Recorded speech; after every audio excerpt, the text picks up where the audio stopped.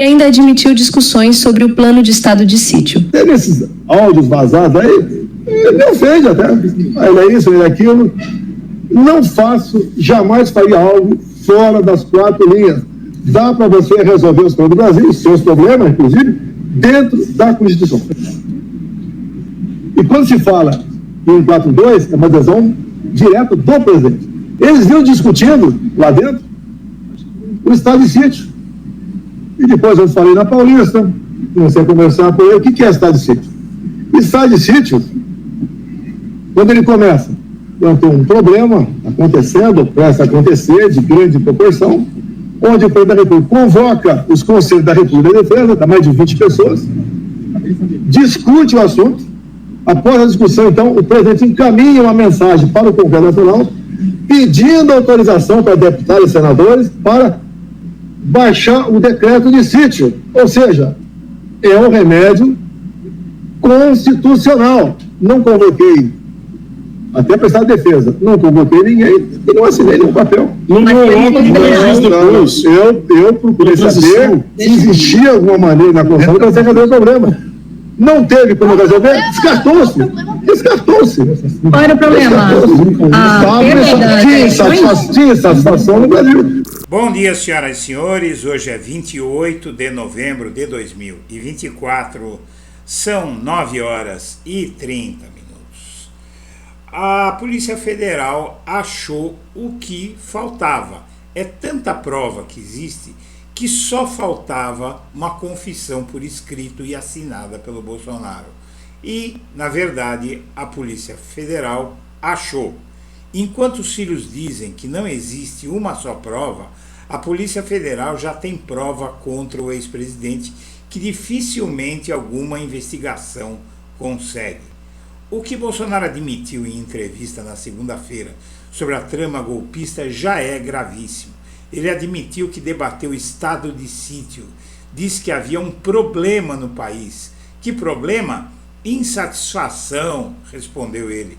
A insatisfação a que ele se refere é a dele mesmo e da sua turma com a derrota eleitoral para Lula. E isso jamais será motivo aceitável para decretar estado de sítio no país, é óbvio. Medida reservada para convulsões sociais e estado de guerra é o estado de sítio. Já existe prova de que Mauro Cid continuava tentando pilotar um golpe após a fuga de Bolsonaro para os Estados Unidos 2 dias antes de terminar o mandato. Já existem mensagens de militares envolvidos no golpe afirmando que Bolsonaro sabia de toda a trama golpista. Já existem 2 generais, Mário Fernandes, ex-secretário executivo da Secretaria-Geral da Presidência, que trabalhava ao lado de Bolsonaro, e Estevão Teófilo, comandante que se dispôs a colocar suas tropas na rua para apoiar o golpe, querendo fazer delação. Já se tem informação de que o neto do último ditador militar do regime de 64 divulgava informações nas redes a pedido dos militares golpistas. Já se sabe que o partido de Bolsonaro inventou fraude nas urnas, apesar de o laudo que pediu sobre elas dizer que não havia fraude alguma e que bolsonaristas ameaçaram o técnico que atestou que as urnas não tinham problemas.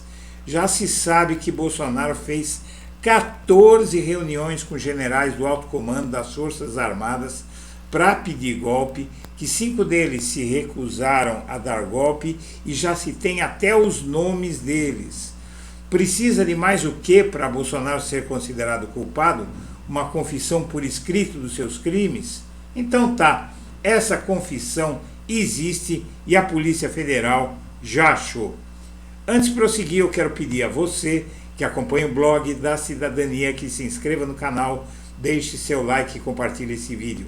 O que Bolsonaro admite na trama golpista já é gravíssimo, diz editorial do jornal Folha de São Paulo. Ex-mandatário confirma que debateu o estado de sítio negado por chefes das Forças Armadas. Medida extrema se basearia em mentiras. Basicamente é isso. Até esse jornal que andou flertando com o Bolsonaro concorda que essa entrevista que ele deu é uma confissão. Mas não é tudo, não. Essa é uma confissão verbal, mas tem coisa muito mais grave provando que Bolsonaro queria dar um golpe, tentou dar um golpe. A guerra não acabou, disse Mauro Cid em mensagem com teor golpista quando Bolsonaro já estava nos Estados Unidos, segundo a Polícia Federal. O tenente-coronel enviou mensagem afirmando que luta pela liberdade iria valer a pena. A Polícia Federal apontou que o Mauro Cid mantinha expectativas de que um golpe de Estado poderia ocorrer mesmo depois de Bolsonaro ter fugido para os Estados Unidos. E em mensagem do dia 31 de dezembro de 2022, quando Bolsonaro e o próprio Cid já estavam na Flórida, o ex-ajudante de ordem escreveu em letras maiúsculas que a guerra não acabou, pela nossa liberdade vai valer a pena e vamos vencer. Ele estava muito enganado. Já se achou mensagens de militares dizendo que o Bolsonaro sabia do golpe. PR já assinou a porra do decreto, veja as mensagens sobre a tentativa de golpe. Aí você tem mensagens deles dizendo que o Bolsonaro sabia que ele ia assinar o decreto, etc. Muito bem. O temor dos militares de alta patente agora é a delação, minha gente, é a delação.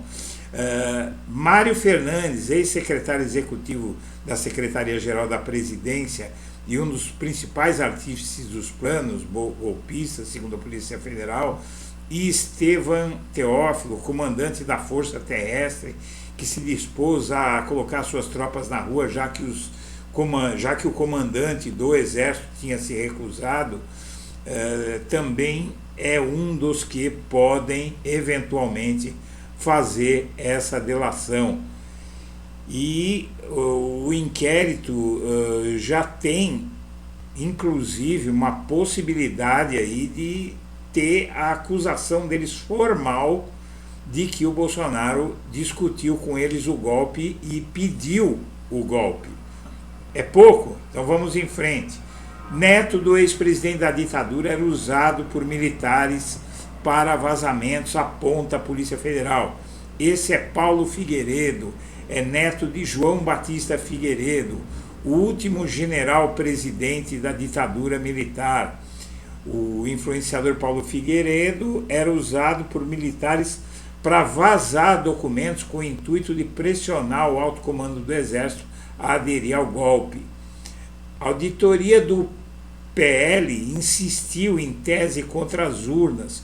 Quando terminou a eleição, o Valdemar Costa Neto convocou uma coletiva e disse que tinha conseguido um laudo de um tal Instituto Voto Legal que dizia que as urnas, que certas urnas tinham problemas e tinha que anular a votação dessas urnas.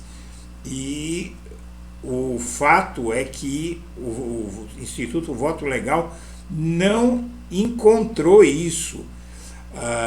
O relatório da Polícia Federal sobre a trama golpista mostra que o responsável pela auditoria do PL foi alertado por um de seus colaboradores quanto à falta de evidências de fraude nos dados que dias depois foram usados pelo partido para pedir a invalidação de votos de parte das urnas. Esses alertas partiram de Helder Balbino, que chegou a ser chamado de gênio de Uberlândia pelo Valdemar e que colaborou com o Instituto Voto Legal. Ele disse que não tinha problema nenhum, assim como a perícia do tal Instituto Voto Legal. Esse técnico, inclusive, ele disse que ficou com medo até de alguma violência contra ele, porque estava dizendo que as urnas não tinham problema. Tem depoimento do homem dizendo isso.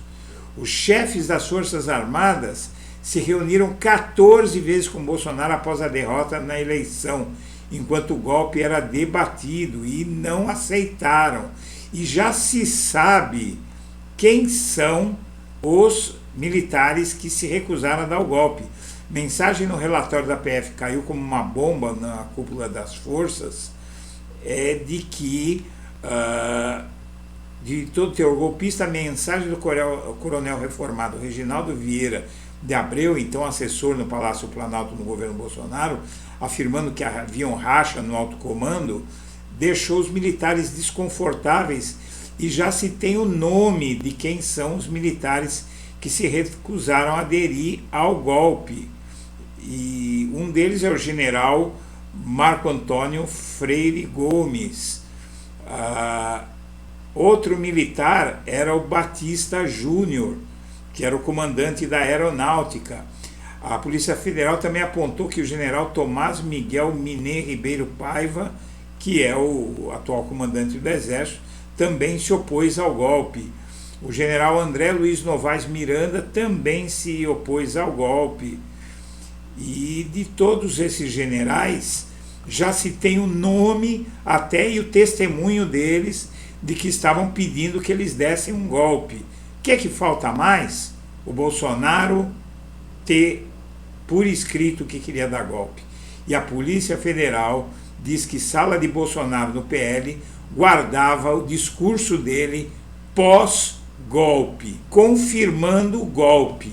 Em 8 de fevereiro deste ano, a Polícia Federal apreendeu um texto na sala de Jair Bolsonaro, no PL, em Brasília, que após a avaliação dos investigadores foi classificado como discurso pós-golpe. O discurso tem 4 páginas e elenca argumentos para a convocação das Forças Armadas. O texto termina da seguinte maneira: declaro o estado de sítio e, como ato contínuo, decreto operação de garantia da lei e da ordem. Era só isso que faltava. E aqui você tem, basicamente, a íntegra do decreto do golpe. Está aqui: ordem e progresso, o lema da nossa bandeira, etc, etc, etc. O discurso dele confessando que ia dar o golpe. Falta mais o quê, minha amiga, meu amigo? Se já temos até uma confissão por escrito do Bolsonaro dando golpe no país, mais do que isso realmente só se ele vier a público e pedir para ser preso. E eu acho que se o Bolsonaro pedir para ser preso, ainda vai ter quem diga: mas precisa de ver se o pedido dele é sincero. Senhoras e senhores, eu agradeço a atenção e deixo meu abraço para todo mundo.